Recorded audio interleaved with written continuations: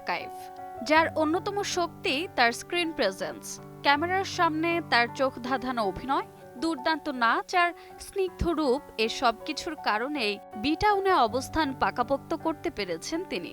তবে তার এই জার্নি অত সহজ ছিল না। সম্প্রতি এক সাক্ষাৎকারে বন্ধুর সেই পথযাত্রার কথা জানালেন ক্যাট নিজেই।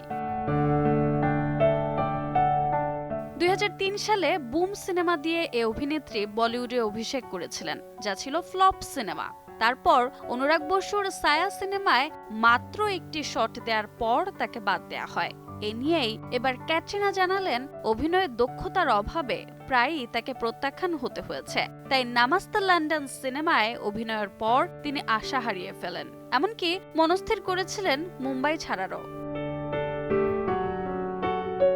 অবশ্য ক্যাটরিনাকে সে সময় আর মুম্বাই ছাড়তে হয়নি, কারণ নামাস্তে লন্ডন বক্স অফিসে পেয়েছিল দারুণ সাফল্য এবং পুরো বিষয়টিই নাকি অবিশ্বাস্য লাগছিল এই অভিনেত্রীর কাছে। তারপর ক্যাটকে আর পিছু ফিরে তাকাতে হয়নি। উপহার দিয়েছেন ওয়েলকাম, এক থা টাইগার, জিন্দেগি না মিলেগি দোবারা, জব তক হে জানের মতো ব্লকবাস্টার সিনেমা। রোজা চৌধুরী, সময় সংবাদ।